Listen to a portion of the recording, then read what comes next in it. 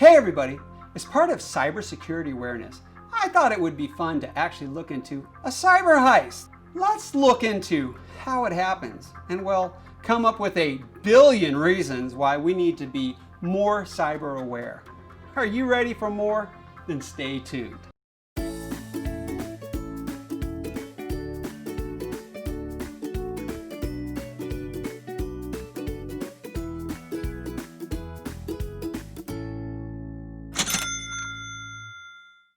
How many of you have seen The Money Heist on Netflix? Great series, right? All about stealing money. Well, that's done in person.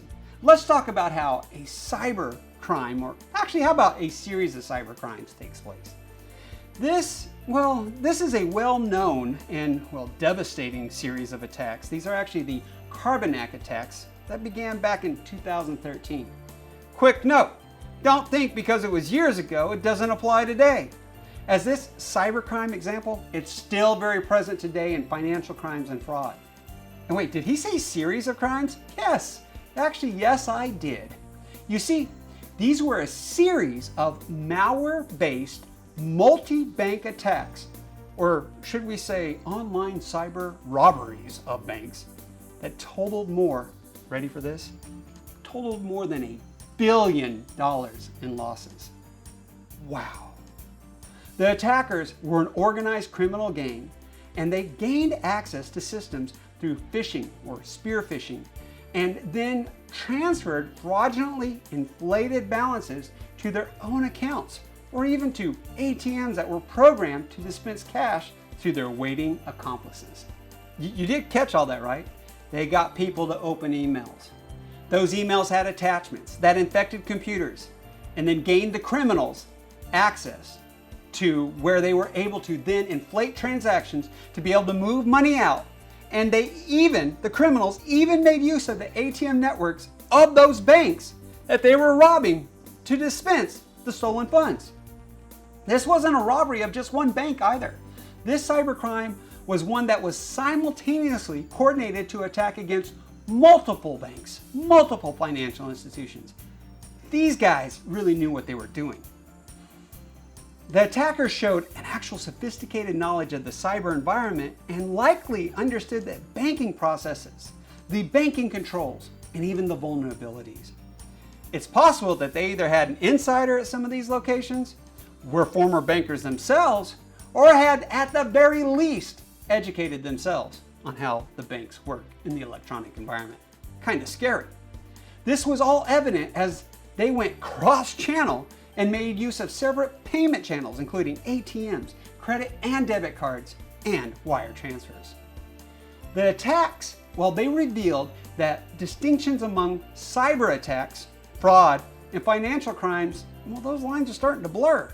See, these attacks show just how much cybercrime is evolving and spreading across multiple channels, and again, blurring the lines as to what type of crime is even taking place. There's a new cyber profile of fraud and financial crimes, and it's well illustrated by what happened with the Carbanak attacks. It's illustrated by the different ways and the different techniques that can be combined to end up stealing millions. What were they? Well, of course, first of all, we had the spear phishing, as the employees were targeted by the organizations and they received emails with the Carbanak Backdoor as an attachment, and unfortunately they opened them. Then we had the backdoor execution, because once open, the credentials are stolen, and this also activates the Carbanak backdoor, which leads to more machines becoming infected. And the infected machines, then they start looking for an administrator account or administrator computer. And once found, they then embed and they start recording everything. They actually waited months before they started stealing funds, just so you know. Now, once the admin PC has been identified, then screens are intercepted as the attacker watches the admin screen to mimic admin behavior before the bank's cash transfer system. Now, this is really where things start to get fun. See, as balances are initiated and then initiated amounts are transferred, the attackers, they alter the balances so that they can pocket the extra funds. So we would see things like a $1,000 transfer or an account get enlarged to $10,000.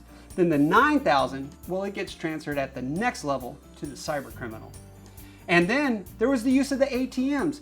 They were programmed to dispense the cash as the attackers programmed the ATMs to issue cash to their awaiting accomplices at specific times and specific locations. And the cash is then taken from these accomplices, which could just be money mules who don't know any better. And they take that cash and they move it through channels like wire transfers and give the money to the attackers, pocketing a little bit on the side though. Then these attackers use online and e-payments to receive banks' transfers from the funds that they've stolen. Wow! As you can see, it's multi-level. The crime pathways, they are converging. They're blurring traditional distinctions upon cyber breaches, fraud, or even financial crimes.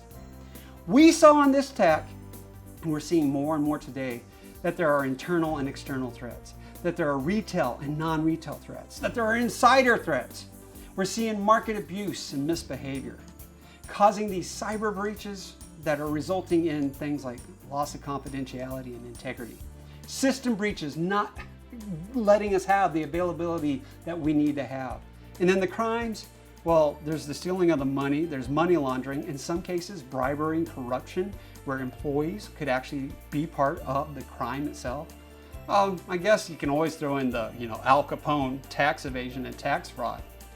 Cybercrime, it's a serious threat, and it can result in millions, I should say billions of dollars of losses. It's Cybersecurity Month, folks. Be aware, stay smart out there. If you're looking for more, well then check out our YouTube page and subscribe while you're there. You can also go to the Payments Professor website for full courses, and all of our courses, short videos like this, and they're fun, just saying. If there is a topic, something you'd like to have created, email me, kevin@paymentsprofessor.com. Or you can leave a comment or a message. Because what do we do at the Payments Professor? No, we provide training that isn't boring and doesn't suck. Class dismissed.